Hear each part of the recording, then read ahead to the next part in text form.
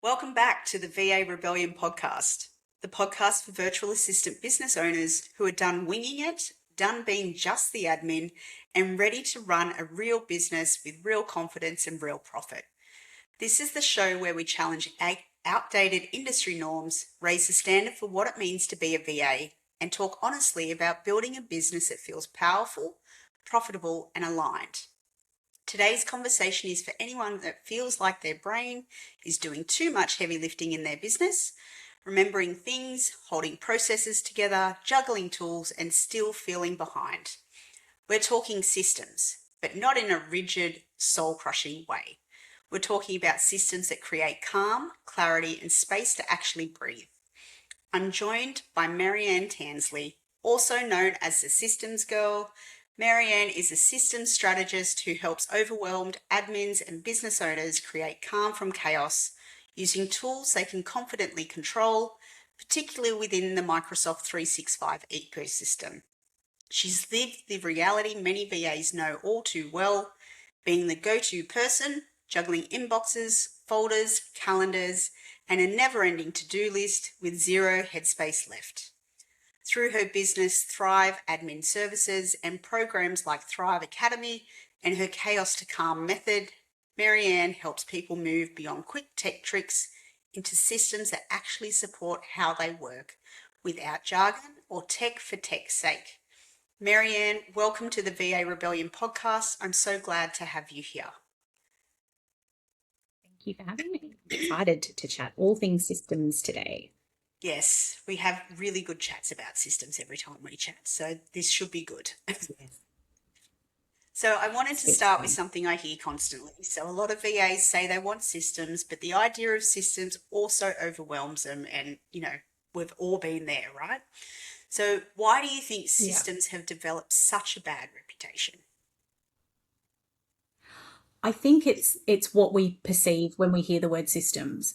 So if you've worked corporately, which a lot of VAs have, they've come out of that corporate space. A system in a corporate space is usually a really big, complicated thing, and it involves lots of different people, and IT are involved, and there's all sorts of approvals and steps, and it's complicated, and it's clunky, and it usually has a manual override or a workaround because everybody doesn't like it. So it just feels, it makes the, like, you get that feeling in the pit of your stomach or across the back of your shoulders, or you get that twitch behind your eye when you hear that word, because that's the thing that sort of flashes up. And I think that the problem is we're so entrenched in that thinking that we can't look at it in a fresh way. We bring that with us when we come out of corporate. So the word systems literally means anything that is sort of a consistent process. We use the word process all the time. And if we think about a system as a process that just happens on repeat, then suddenly it's a different kettle of fish, and we can attack it in a different way. And it doesn't have to be complicated. It could be when an email comes in, we send this reply. That's a system. It's when this happens, do that.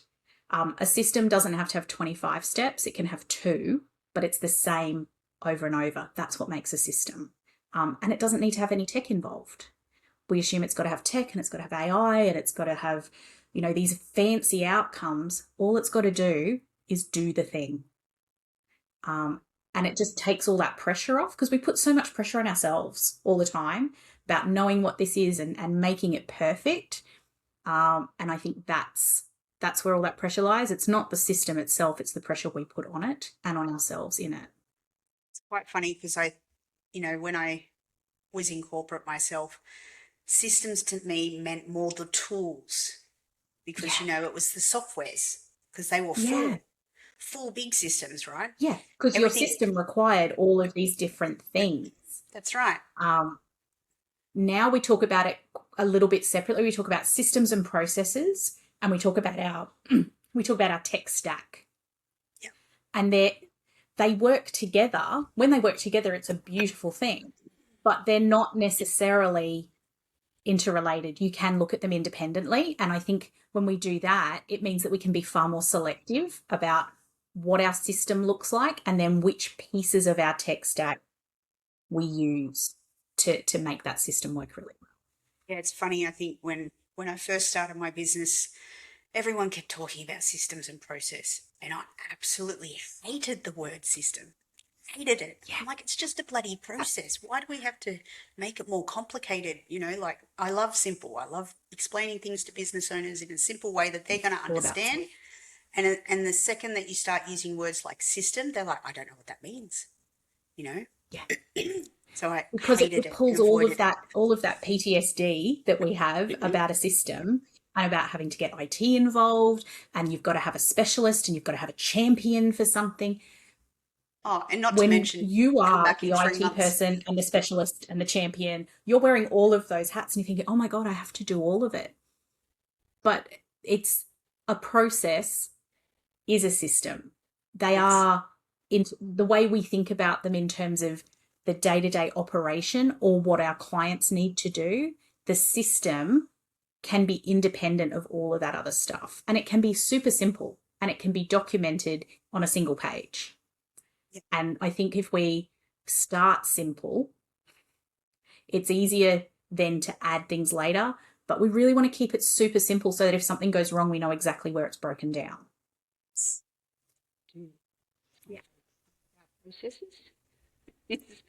Making them super simple again, because as they grow and develop, they get more complicated, and then they need to be made more efficient, which means they've got to go back to simple. And the reality is you can have a huge number of super simple processes that are all working independently. They might be different parts of what may have previously been one big clunky process, but you can keep them all separate. And then it means you can identify when something isn't working, but the other parts keep going. So the beauty of being your own boss, and the curse, but the beauty of it is that you get to choose the way you do this now. So you don't have to follow the way that you've seen it done before. You can follow what makes the most sense to you. And that's the way a system works. A system works when you understand it and when you trust what it's doing, which is the bit that sometimes goes missing. There's no trust. No. It's a trust exercise. Yeah. So from what you see, what actually happens to a business when systems are missing, even if the work quality is high and the person is very capable? This is where burnout starts. So if you don't have a system, any kind of support structure around you, which is what it is, it's the support structure around you that allows you to keep doing things in a consistent and professional way without it all living in your head, because that's what it is. Your brain is doing the mental gymnastics. Oh, okay, so that email's come in and this is what we need to do. And so last time I'll rummage around and find that email because I'll find the last one and I'll hit forward and I'll change it all. And then I'll forget to change something and I'll beat myself up about it. So the burnout starts because we're carrying it all in our heads. We hold ourselves to an incredibly high standard because sometimes we don't have anyone else to support us in our business, and we're representing our clients on these, some of these systems as well. And so we're trying to carry all of this without any structure to put it down safely. Or if you get sick or you expand and you bring somebody in, you've got no easy way to show them the way you do things. Or if you're handing over a client to another agency or another VA, or they're deciding that they're going to absorb the work because your role has changed with them or whatever it might be, if you don't have an easy way to give it back to them, you're still carrying it. It's still sitting around, it's noodling around in the back of your head, taking up very valuable space. But it also then is it's chewing up your energy. And it means you're not bringing your best self to your clients and to your work. And that's when you get exhausted and you fall out of love with your business and you fall out of love with your clients. And it's not the work that's the problem. It's all the background noise that you're having to filter through all the time. Yeah, it's a massive deal.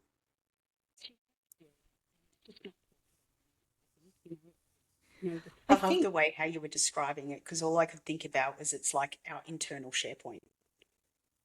Yeah. And it's the beauty of it is that it all makes sense in your head, right? You've got it all structured out.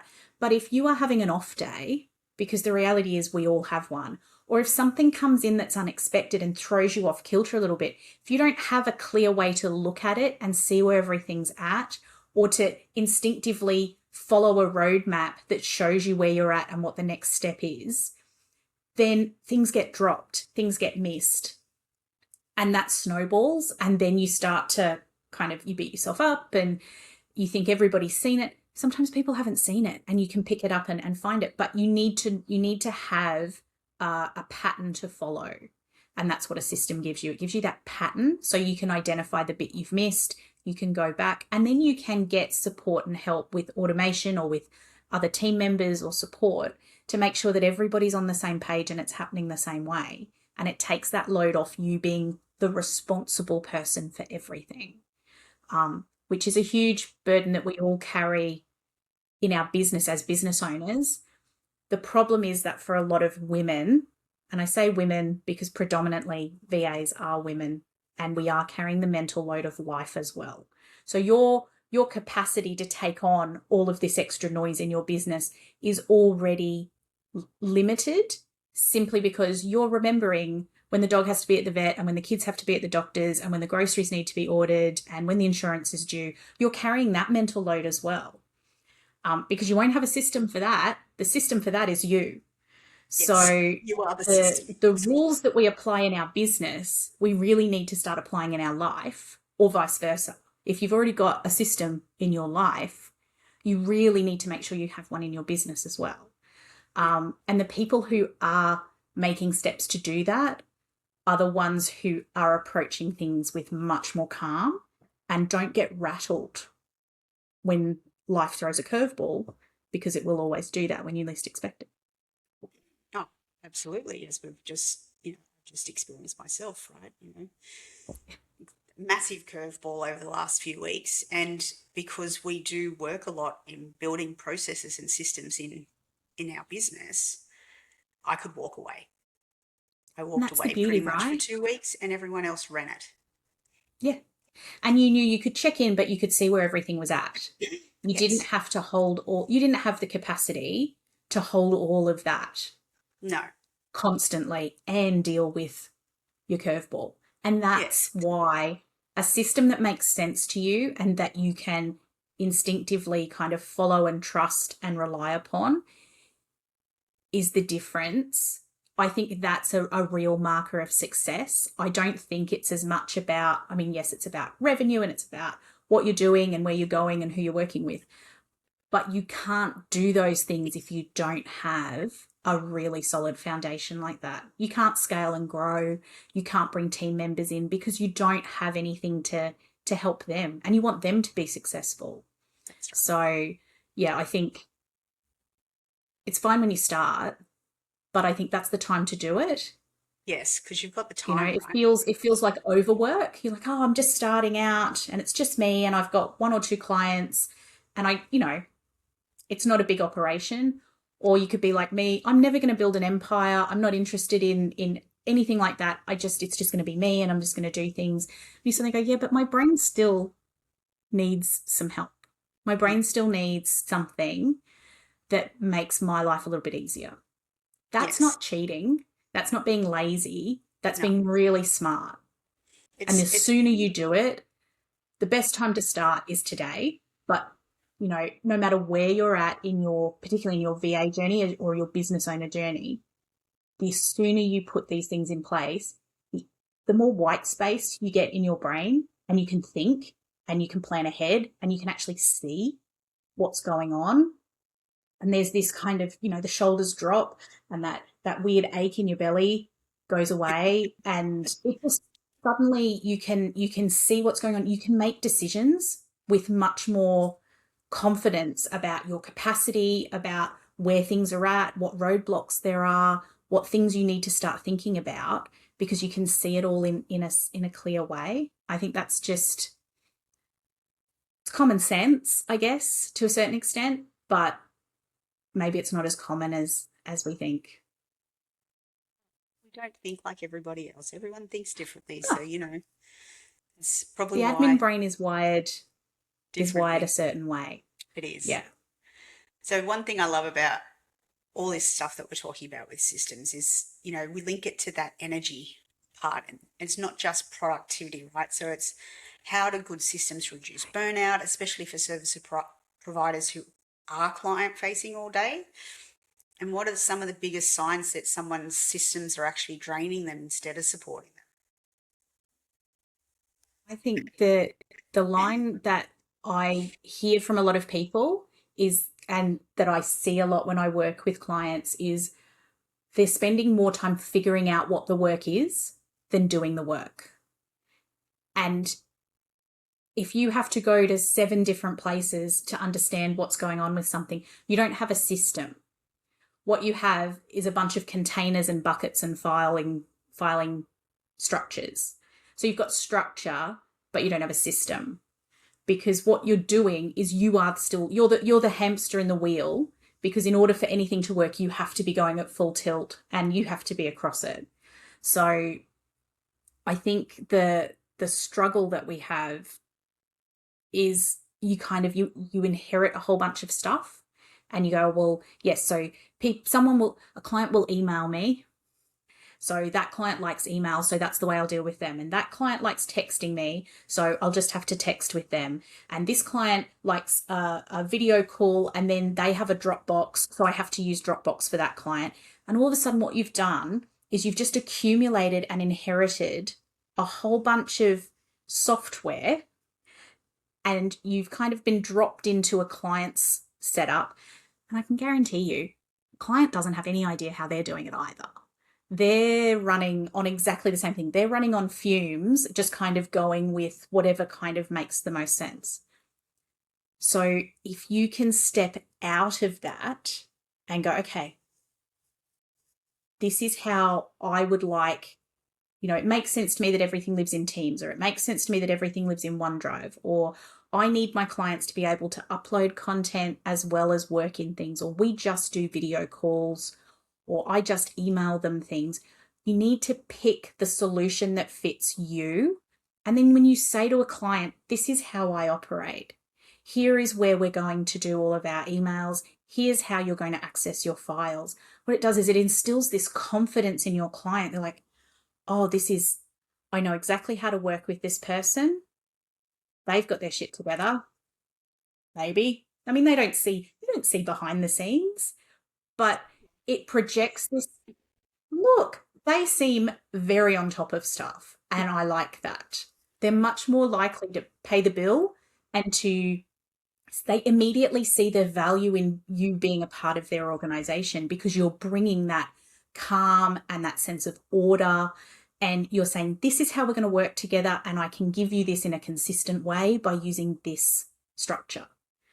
And what it does is it just helps, it stops you from being pulled into their mess, and it allows you to kind of sit there and say, this is how I operate, this is who I am, and I am in control, and I am the right professional for you, which I think is really sometimes, important. especially in your case, right?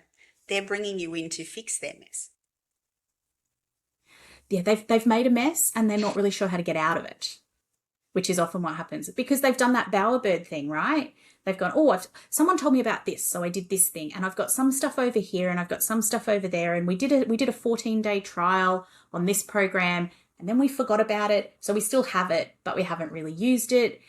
And so it just becomes this mass of, and it becomes a web of stuff, and it is just stuff at this stage, because it's not connected in any meaningful way.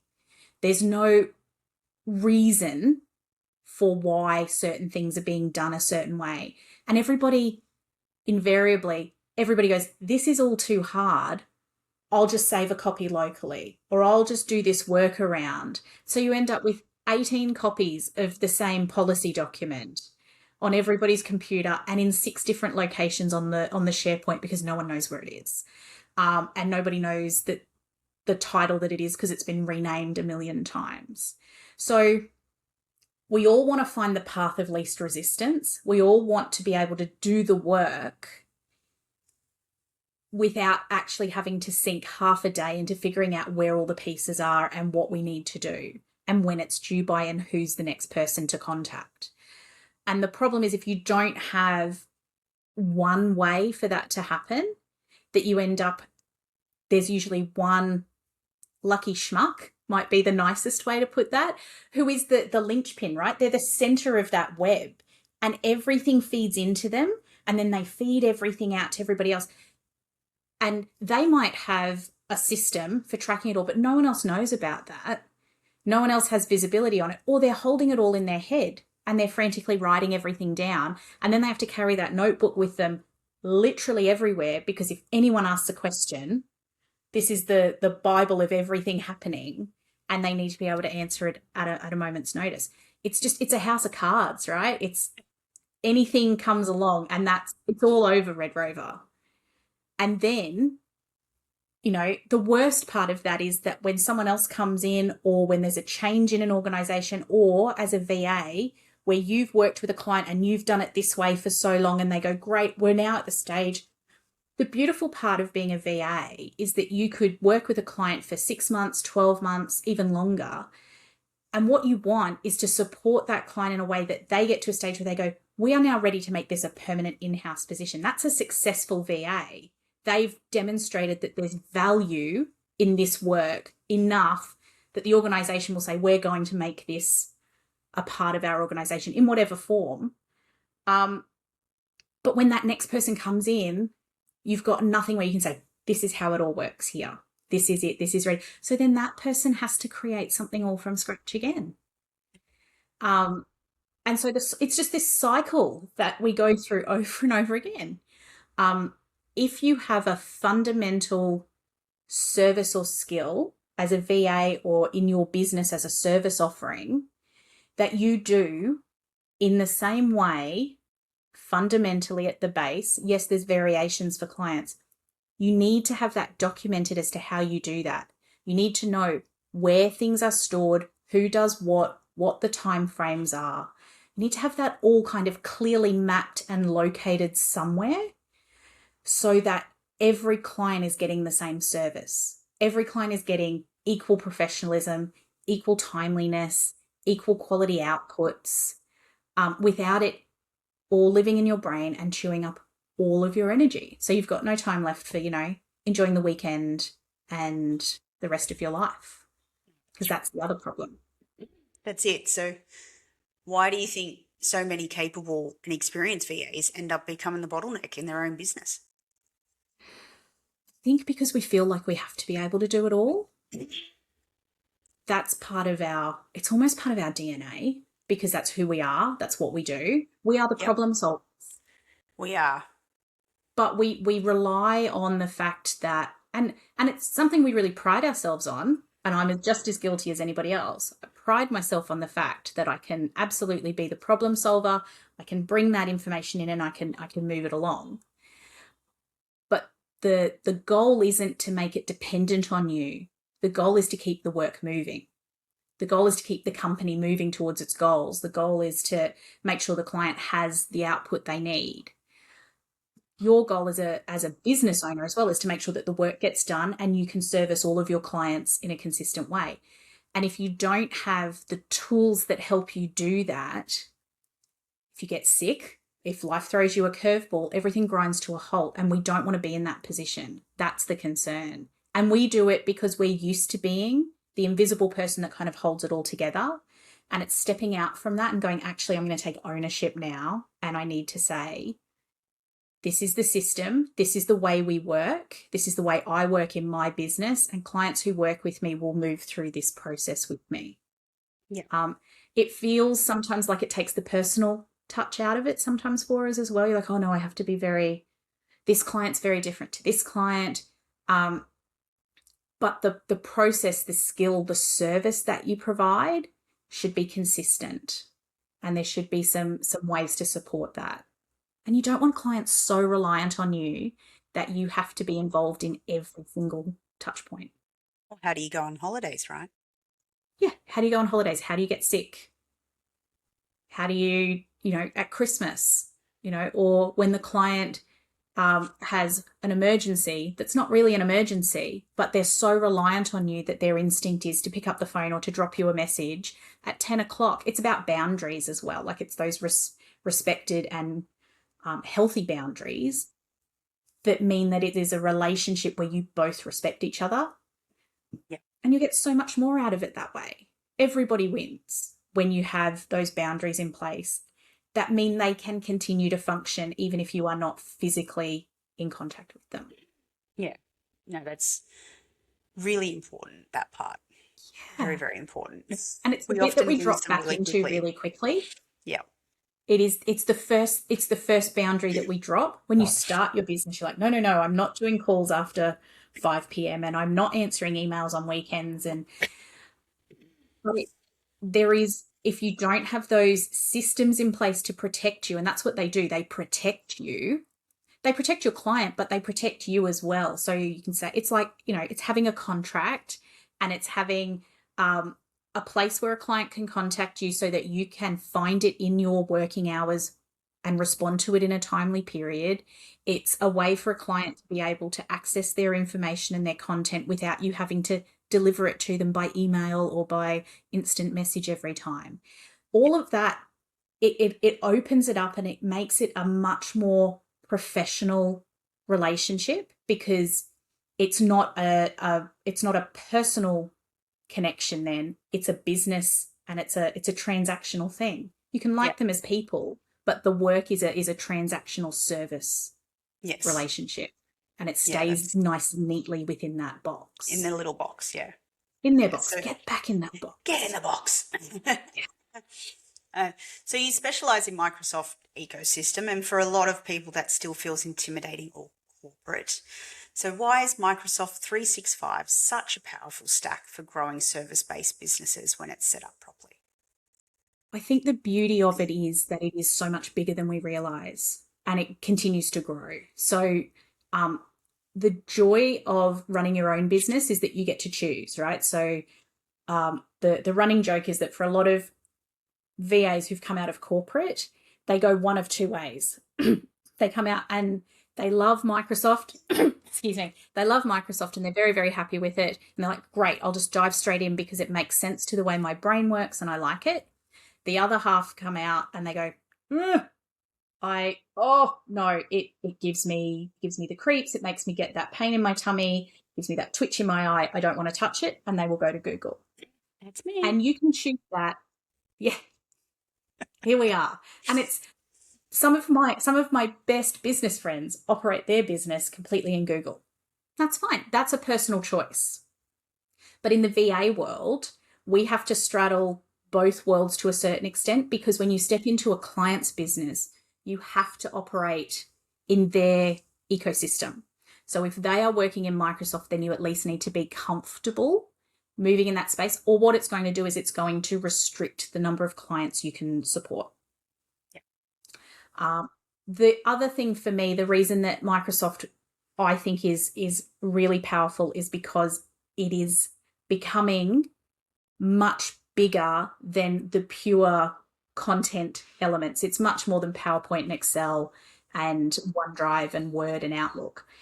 It now incorporates so many full service programs. I think at last count we're at 30-ish, 35, that in your day-to-day business and for the way your clients operate as well, there will be other tech that they are paying for and not utilizing. Or they're using a tiny fraction of it, but they have to pay for the whole program in order to do that one thing that they could be using inside a suite they're already paying for. So internally, it helps you to minimize your costs, which is always a great thing for your own business. But it also allows you to demonstrate to a client ways that they can build a cohesive and connected system and process and structure for their business without having to take on the additional tech cost and learning, because there's a learning cost. There's a time cost in learning the software, figuring out who's going to look after it, figuring out how to get it set up, connecting it to the other bits. There's because the Microsoft suite is all built on the same platform under the same umbrella, it talks to each other natively. So Forms talks to SharePoint, talks to Excel, talks to, can feed your presentations, can do all of that without having to manually upload and download or pay for connection tools. So the time and the actual cash cost can come down quite dramatically as well. So that's why I love it. Look, don't get me wrong, I do love Google, but I still have my Microsoft personal subscription for Excel. I am hell-bent. Excel's the one everybody pulls up as an example. Everybody, all the Google people go, yeah, I still use Excel. I'm like, yeah, you do. Yeah. I can, because but I just can't get past it is the original tool. Yep. Yeah. It just, they did it's it so well. Powerful. Yeah. They did it so well. Yeah. And I think the problem that Microsoft has had, and it's something I've spoken about quite publicly, Microsoft they really did miss the kick of the switch into this, what we now call our normal kind of working environment, where the model was built based on the old structure, and they've been really slow to update that. So we're not all sitting in a building side by side with an IT department and the server on site, and everything's kind of on company structured software, and we only talk and share files with people internally. That world, it still exists, but it's no longer the majority of the world anymore. It's probably a much smaller part than we realize. So they missed the kick, and those other tools came in and were like, flashy and amazing. And Microsoft have been slow to kick in there. But I think what's happening now is they're looking around and they're learning from what everything else on the market is doing, and they are making ground up quite quickly. Yep. And the tools that they're producing and updating now are showing that they really do understand that, and they're making decisions based on that. So yeah, it's an exciting space, and it's really nice to compare and look at all the other things and go, oh, I can do that in Microsoft. Oh, I can do that in Microsoft now. They do have, the one thing that I do really like about Microsoft, and we've talked about this in the past, but Microsoft and their pricing model is actually really good. So what I've found, which is the only thing that I don't like about Google, everyone has to be on the same tier. Now, when you're building and scaling a business, sometimes you've got people coming in that don't need the full tier, right? And they could be contractors coming in for 6 weeks or whatever, and you've got to pay that highest tier that you're paying for everybody else.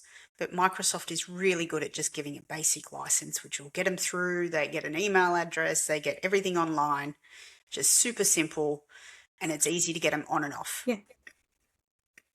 Yeah, and you bring them into your business, you give them access to everything, and then when they leave, you can assign that license somewhere else or you can cancel it. Yep. So you've got that true control of when they have it, when they don't have it, and you can keep an email address disconnected from a license and just assign the license when people are working with you and not. Yes. Which is the beauty and the flexibility. I do that model myself. I am it in my business, but I have my main email address, which is linked to my full Microsoft subscription. And so that I can test things and do things, I have a business basic subscription as well, which is the web only version. And so it's an email address that's attached to that. But it basically means I've got 2 full mailboxes and I can log in to different things that way. But if someone was to come in and work in my business, I would give them access to that and they can use that. So I can then track who's doing what, who's touched what. I get that audit trail. And I don't lose that if the person stops working with me. I just move the license, but the email address shows me where everybody's touched everything. So yeah, it's a really simple structure, monthly or annually, different tiered levels. Depending on the number of licenses you have, you can move up into sort of the enterprise grade if you need to start combining and building those. But there are people I know, and a lot in the VA space, but also sort of sole trader space. They're operating on a personal Microsoft subscription for the first year, 2 years of their business quite comfortably because they don't need the other tools. Yeah. And that's the joy. You can then go, okay, well, now I've reached a point where I do need Forms or I need SharePoint or I need Planner. Okay, I'll upgrade. Microsoft says, okay, that's great. We can help take everything you have and bring it with you. So it's not like you have to lose all of that either. because they want you to keep using their tools. That's, once they've got you, they don't want to let you go. No, that's right. But you need to tell them that they need to fix Planner because seriously, I don't know what they were thinking. Look, there are some things that are not great. I'll give you that. There are some things that are just aren't great. Yeah. But yeah, you can't have everything. I know. But when you start using things like ClickUp and stuff externally to Planner, like you cannot go from ClickUp to Planner. Like it's just No, you just can't do it. And that's what I say. It's about cherry picking the pieces that you need. So, and that's the beauty, is that if you've got something that already works really well, so if you're really comfortable using ClickUp, or you've got the other example that I use is if you use a booking tool like a booking scheduler that takes payments, which I think TidyCal is the one that does that, so you can take a payment inside that, then don't upend that to go to bookings, because Microsoft Bookings doesn't do payment processes. So you need to have a slightly different setup. Yeah. So I don't use all of the tools because they're not suitable to me, but I have access to them. And if I'm thinking, oh, gee, I haven't got a project management tool yet, so I'll have a look at Planner and see if I like that style. If that does what I need, great. If I need something else, then I know that I like that kind of tool and I can look for the other software that does that. So it helps you from making all those random 7 and 14 day free trials and all those different logins. You can test and play and see what you like before figuring out, yeah, this will do what I need, or I definitely need something else. And that's the control that you have.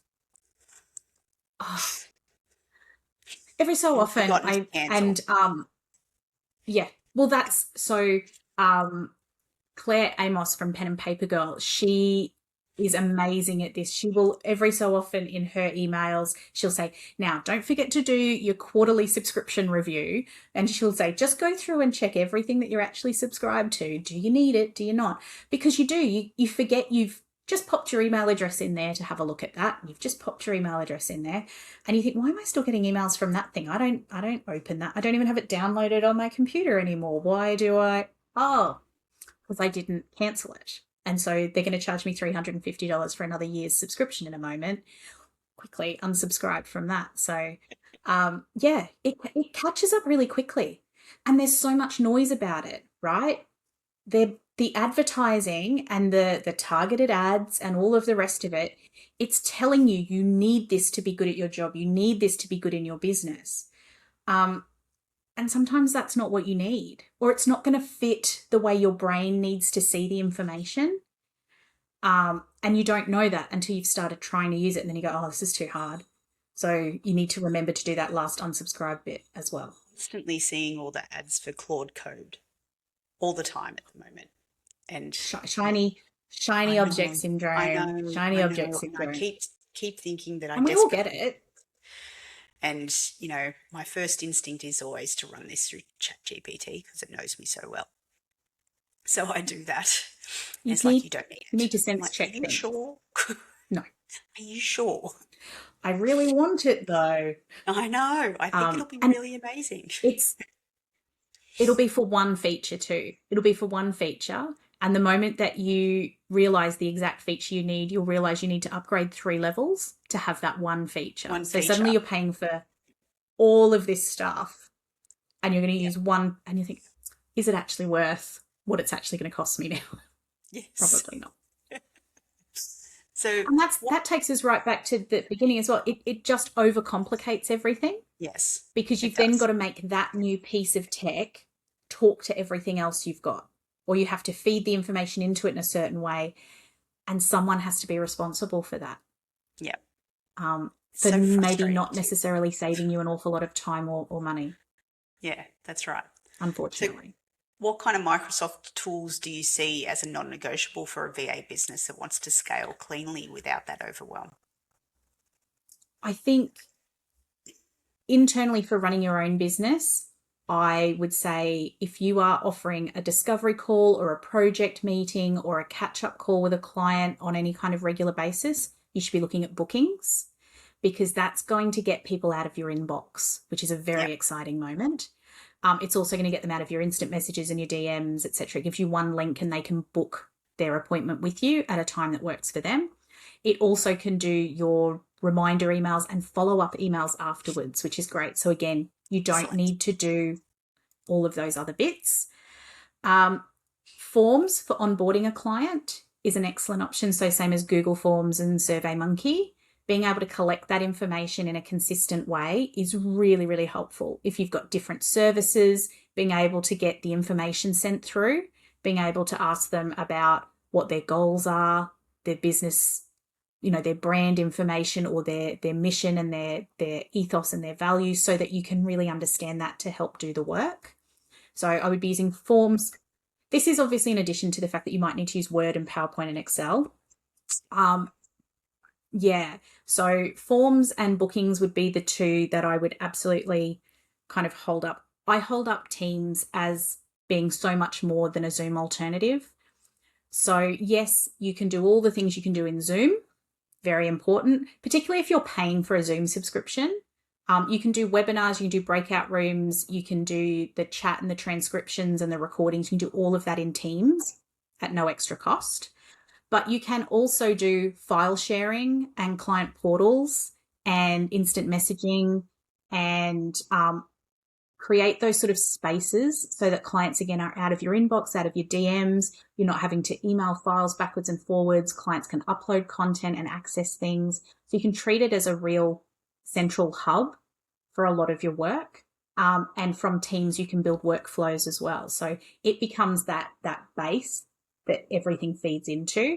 And it's all searchable as well, which is amazing. So you go, oh, we did that file. Where is it? Search, and it will pull everything up. So forms, bookings, and Teams would be the three to absolutely be able to operate in a way that those pieces will talk to each other as well, which means that when someone makes a booking, it will send them a Teams invite with the link, and then you can record the session in Teams, and then you can access the transcript and use that to create a report or email you might send later. So those things, having them all in the same ecosystem means that everything's kind of connected automatically. So when you start to look at automation and using AI to pull that data together, it's all kind of talking the same language to start with, which makes it much easier. So they would be the three to check out. And they're included on any business subscription, so you'll have access to those straight away. Let's talk about prioritization then. So if a VA is feeling overwhelmed and doesn't know where to start with systems, what's the first thing they should systemise? I think you need to figure out where you are spending the most amount of time. Where are you getting bogged down? Now, for overall, there'll be a few different places, but the obvious one is your inbox, because we all spend way too much time in the inbox. You go, I'm not looking at my emails today, and then ping, up it comes, and ping, up it comes, and you think, oh, that might be really important. So in the inbox, the time sap is figuring out where all the messages are and finding what you need. So if you are working in Outlook, I would say get some rules set up so that it will move emails that you don't need to see. Emails that you want to keep but don't need your attention right now. So the line I like to use is that your actual inbox, your main inbox, should be treated like a physical inbox, and it should be things that need your attention. So things you've been CC'd on, or things that are newsletters that you get that you're like, I'd really like to read that, but I'm very busy right now and that will take my attention away. Or invoices that come in that you would automatically forward to your bookkeeper or your accounting system. Have some rules in place to move those. So forward them to the right person, mark it as read, and put it in a subfolder. And then it's out of your inbox. And that just takes that fear of watching it sort of scroll up every time you open Outlook and it all comes in. It's actually going to do the opposite. It's going to pull that away, and it helps create some of that clarity. The other thing I love about working in Outlook is the categories. So color coding your inbox. If your brain likes being able to work in time blocks or on batching, using color-coded categories for your emails, for your calendar, and for your tasks means that you can clearly identify which emails belong to that time block in your calendar. And it just helps you to not get distracted by all the other things. So you can filter your inbox by a particular category, so it will just show you those emails. And then you go, oh, I've set aside an hour now to respond to these or to work on that project or to write that report. And you can just focus on that content. It's about filtering all the time. That's how you reduce the overwhelm. You need to just be able to access what you need and not get distracted by all the other noise. That's the most important part. And we're easily distracted. We've all got shiny object syndrome. We all think we can do 95 things at once. Multitasking is a lie, is what I've learned. For yourself, it's an absolute lie. 95 things at once. Well, I say I can do 95 things at once. I'm doing one thing half well and 94 things terribly is what's happening. That's what's happening. But we're still doing 95 things at once. No one said anything about doing them well. Technically. No, that's right. It's all about your perspective. That's right. So what areas do people usually leave too late and then wish they'd systemised much earlier? Filing systems is the big one I'm seeing, particularly at the moment. There's just so many files and everything's digital now, right? So it used to be that we had a filing cabinet and there was a very strict order of how things went, and we determined how things would get a drawer or a file, or we would determine all of that. It doesn't seem to have translated into the digital space. And so there's a lot of stuff where I'll just keep that on my OneDrive, or I'll keep that on my local drive. I'll save that on my laptop because I'll need that. But you forget that someone else might need to see that as well. Or you forget where you've stored it, so you have to go back to your emails where it's an attachment, and then you'll save it again, or you'll download it from the site again. And you'll have 3 different download versions in your downloads folder, and you'll have a bunch in your Outlook or in your inbox, and then you might have a couple saved on OneDrive, one on SharePoint, and one saved on your desktop. Telling me I'm not supposed to store things in my downloads folder? I'm feeling very downloads folder and your here. deleted items are not storage systems. And when I say deleted items, I mean the recycle bin in your inbox and the recycle bin on your computer. Neither are appropriate storage systems. Yeah. Don't worry. You are probably the 18th person that has felt seen by that when you hear me say that, because everyone goes, it's not personal. It's not personal. So yeah, I think filing systems and having, it's not a Microsoft specific thing, it's a systems thing. Having a naming convention for your files, having a way you name your files so that they are searchable and they make sense to anybody who might work with you or access them. And making sure that you're naming files in a way that if you need to attach a document and send it to somebody, you don't need to rename it. So, because you'll have a version that's sort of your internal working name, and then you go, oh, I can't send that to a client. They can't see it like that. So I'll make a copy of it and I'll rename that. No, why would you do that? That's more work. So naming conventions and folder structures and filing systems, because when that filing, your digital filing cabinet makes sense, you can find what you need and it makes sense. And it only has to make sense for you and your business. And what works for you will be different to what works for me, will be different for every single person listening. Their filing structure will be different, but it will work and it will allow them to do the job they need to do. And that's the function of it. If it's not functioning, then you haven't found the right structure for you yet. Yeah, and I think it's really important to remember it doesn't have to be what someone else says it should be. It's your filing structure. But yeah, the file name is very important. Very important. So yeah, that's probably where I'm certainly spending a lot of time at the moment.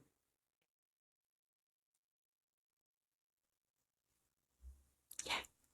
Where do I find this? Yeah, there's just a blank face that happens then when you say that. You say, so where's that file? And they're like, let me get it to you. And you're like, they have no idea, and they're going to go and rummage everywhere, and then they will send it. Sometimes I've received files where they've realised that the only place they had it was on an email. So they've just forwarded me that email that had the attachment. I'm like, I don't think I was supposed to get it that way, but that's fine. So it's a universal problem, and it's only going to get worse because there's so much content that we create. There's social media content, there's contract and paperwork, there's client files, and you're building all of this all the time. So you need to have a way to store it that makes sense. And the opposite part of that is that you need a way to remove it. You need a process that says after a client, a project is finished, or at a certain point, this will all get zipped up, or it will be deleted from my system if we don't work again for 6 months or 12 months once a contract ends, or once our project finishes. It will all be removed from the system, because you can't infinitely hold all of this either. And I think that's where the system is low, because we're holding on to all of this dead wood for fear of deleting things. And nothing is, if someone sent something to you and then you've used it once and it's no longer relevant, it's not your responsibility to hold that forever. And I think we feel that. We feel like, well, they've sent it to me, I must keep it. And that's not necessarily the case either. What are the most common mistakes you see when people attempt to implement a system? They start at the end. Start with the pretty bit. So they start with we're going to have a really flashy SharePoint site that everybody can access everything. You go, okay, great. What are they going to be accessing? All of our stuff. What is your stuff? How do people think? Yeah, all great. of my stuff in my What downloads. I'm just going to drag the folder. I'm just going to move it across to SharePoint, and then I'm going to say, have at it. And it's called scan 65321 and scan 65323. And no one knows what that means. That's what that is. Perfect. .pdf, .dotx, .this, .that. This is a random vector file that I received once, and I'll just put it all in there and it'll be fine. No, so what happens is we start at the end and we go, I've seen this and it looks really amazing and this is what I want. But a system needs to actually work for the way you operate. So you need to the first thing you need to do is know what your processes are. So when work comes in, what happens? And what happens over and over again? Great. That's the system. Let's now figure out how we make that easier. So you have to actually document. Document could be you've written it down on a piece of paper manually when you've been doing it. It could be screen grabs. It could be a screen recording, but you need to see that in action and go, okay, so we always do that. Do we have a central place for that? Do we have a naming convention for that file? Do we have a way to collect that information rather than doing 9 emails backwards and forwards? So you need to look at what are the consistent, repeatable things. What are the things we're trying to get each time? And then we look at and you work in small sections. You start really simply. We don't start with the big stuff. It's a very simple step. So when work comes in, where does it go? Well, why does it go in 6 different places? It's understanding those things. It's a conversation usually is where we start. Yeah. And you start to see the patterns, and we're all really good at pattern recognition. That's what we do. We see the patterns in workflows. We see the patterns in what clients are trying to do. We're problem solvers. So it's the pattern that we identify, and then we look at how do we make that the most accessible and easy place for people to access? Who needs access? And how do we make that easy for them? And then at the end, we look at how do we automate or streamline that so that there aren't necessarily hands on it at every step. But you've got to start by literally knowing what happens and going, yeah, that definitely happens all the time, but it comes from 9 different ways. Okay, so let's make sure all 9 ways feed to one place instead of 9 different places. So yeah, streamlining is easy once you actually see everything. Yeah, once you see the map. So yeah, you do. You need it all kind of mapped out. Yeah. So how do systems change when someone moves from solo operator to leading a team? I think what happens is what you'll start to see is that you need to have some flexibility in a system. So when it's just you, it's really easy because you go, this is the way my brain works. This is the way I do things. When you bring someone in, what you need to do is make sure that there's some flexibility so that the core function still happens, but the way that people approach it will change. Really good example is accessing files. Some people will work from the web. Some people will work from their desktop. Some people will do a hybrid, but they need to be able to be accessing the same file in the same place. Yeah. So what we need to do is make sure that the structure that we build has those options so that you don't lose the process, you don't lose the outcome, you just make it easy for everybody to access depending on the way their preference works. And that's the beauty of these. Oh, did I? Just when you go, oh, you gave the different ways to access that file. Like, there's no way I'm not the access on a web person. It has to be on my drive, on my No, computer. Like, that's oh, right. Yeah. Yeah. So I am a desktop person. I like accessing everything through my Finder, like yep, my Windows Explorer, all the yep, files are there. But when I work with a client, or if I'm working with someone else who's collaborating with me, they might work from the web, or they may not have the same level of Microsoft subscription as me. So they may not be able to work with it that way. So the important thing is, it also means that if I get stuck and I'm somewhere and I just need to log onto a laptop somewhere or a computer somewhere and I need to be able to access it differently, it means I'm not stuck either. So it doesn't yep, slow me down.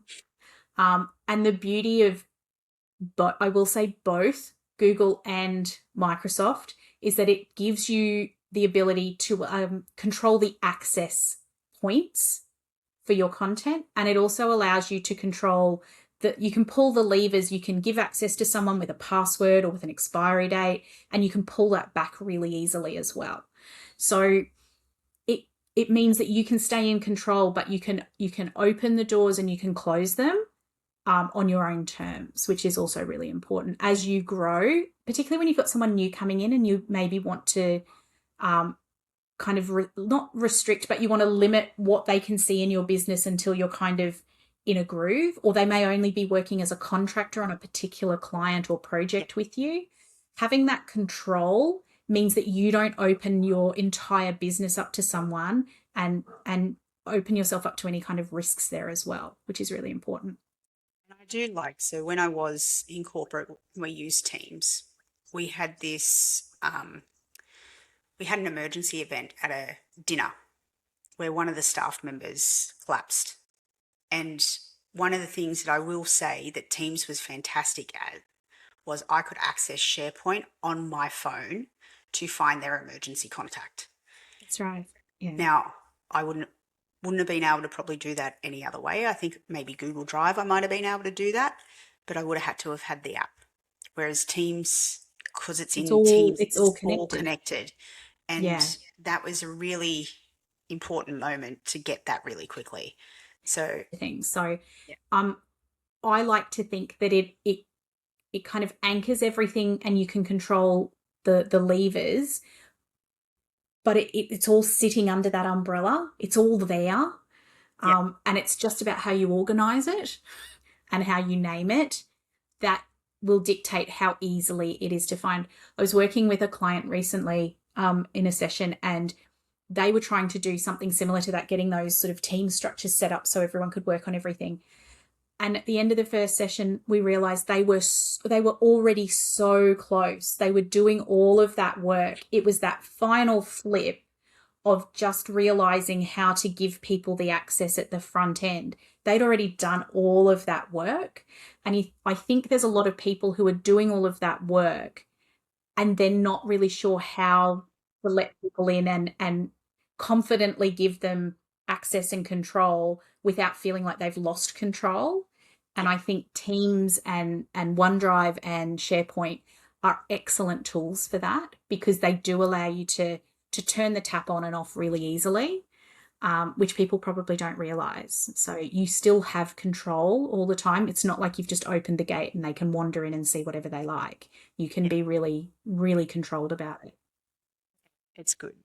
So for VAs listening who want to take action, and if someone wanted to be meaningfully improve their systems in the next 30 days, what should they focus on first? I think if you're looking at it from your own business perspective, I think you really need to look at the way you operate. Where are you spending all of your time? What are your time, where is your time drained? And identifying the bottlenecks that sometimes we think, well, we're just busy.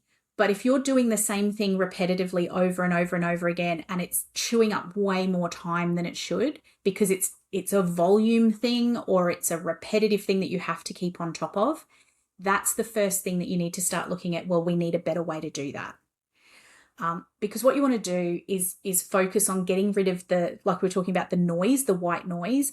They're the little things that are taking you away from what you love doing, what you set up your business to do, what makes money and moves the needle in your business. Is not forwarding an invoice or going backwards and forwards 19 times to book a discovery call with a client because you're trying to find a time that you're both available.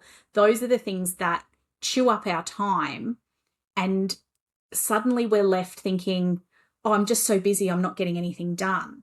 But if we can find ways to make those very important but repetitive things happen with a personal touch still, you'll suddenly, you're buying yourself some white space and some breathing space to actually do the work you love.